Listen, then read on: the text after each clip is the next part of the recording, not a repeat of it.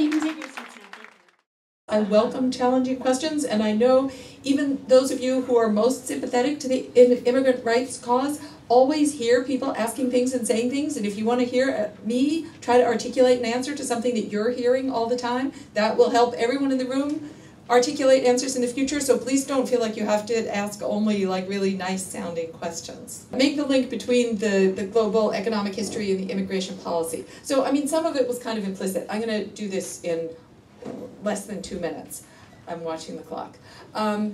So during the classic colonial period, clearly there was this enormous forced migration of Africans to the Americas, 10 or 11 million people probably. And this was in order to labor in the global economy, and there was no immigration policy restricting them.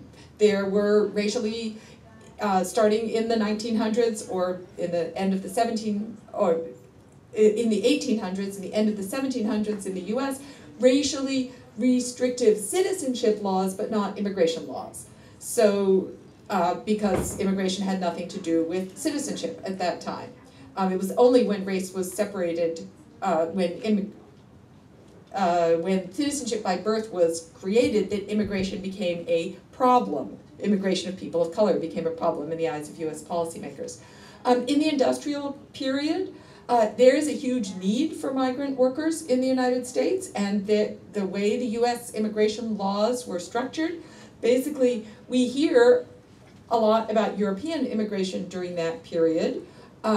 Asian immigration was cut off at the end of the 19th century. However, prior to that, there was, in addition to Ellis Island, there was Angel Island. There was a lot of immigration coming in from Asia. There was a lot of immigration coming up from Mexico, but none of those people were able to be citizens because they weren't white or of African descent. So the need for labor and the ambiguity about constantly excluding Mexicans from citizenship, but also excluding them from the immigration restrictions, was because of the extent to which the economy of the Southwest depended on migratory Mexican labor. And what's happening in the contemporary period is the need for labor, for this underpaid labor, colonial labor,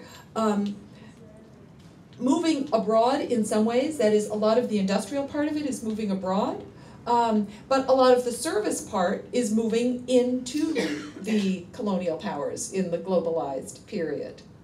So, I mean, I sort of implicitly said it. I just didn't draw the final ties to how they went together. Where does the Bracero program fit into this? So in this middle, starting in 1942, that is, the relationship of the United States with Mexican labor has been a constant one. The United States would not exist without Mexican labor, both in Mexico and in the United States.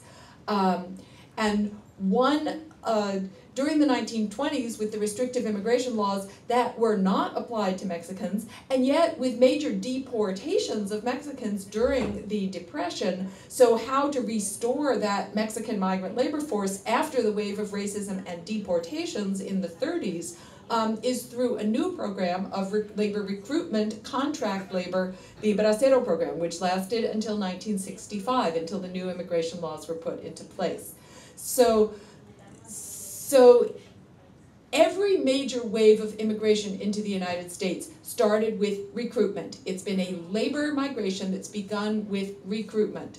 And the Mexican case in some ways is and when people are brought in as contract laborers, there's still a similar program, the H-2B program, in effect today, that it's not slavery, but neither is it free labor, because the contract laborers have restrictions on their freedom that don't apply to anyone else in the United States. I'm reading a really interesting book right now called The Invention of the Passport, and the very ideas of citizenship were something that have been evolving in the 19th century. Like now we all think we know exactly what citizenship means and what it entails, but just when you read the ambiguities in the 14th Amendment about, okay, so what laws exactly apply to citizens and what laws apply to people, and it's very undefined, and but there was a naturalization process that only white people could follow to then be considered a citizen. But it was restricted, completely racially restricted. but it had nothing to do with where you're born, that is. And citizenship by birth is in some ways very historically unique. That is, not all countries have citizenship by birth, even today. In Europe, there's a much more openly racialized notion of citizenship.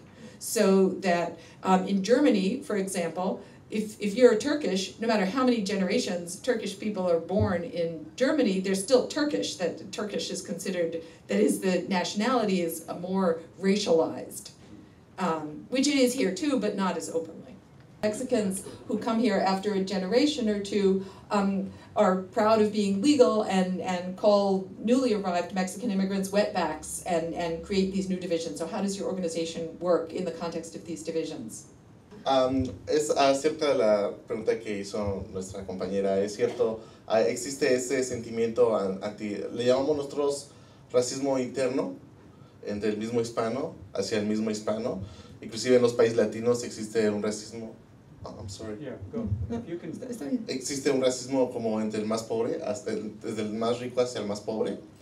So we have internalized racism, we have racism in the Hispanic community against other Hispanics, we have racism among countries, and we have derogatory feelings based on economic status. The richer countries, the richer people are racist towards the poor countries, the poor people.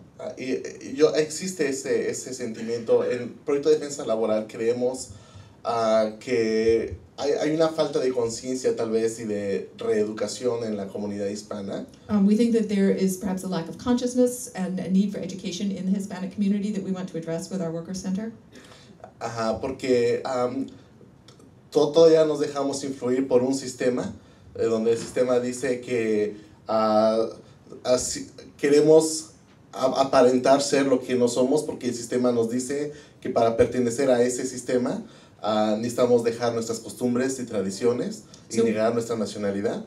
We're all part of a system, we're all influenced by the system here, and the system tells us that in order to be accepted, in order to be part of the society, we have to reject our roots, we have to reject our customs and traditions and who we are.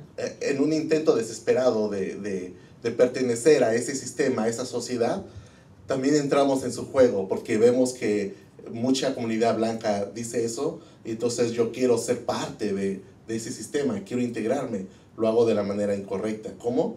Me integro diciendo, oh, tú eres mojado, tú no eres legal en este país. And many of us fall into this trap, that is, we want to be part of the people who are privileged in this country, we want to be part of white society, and we see that the only way to do that is by abandoning who we are, by rejecting who we are and becoming part of white society, and one of the ways that we do this is by turning against other people who are here from our countries and calling them wetbacks. Rápidamente, pero hay algo bien importante.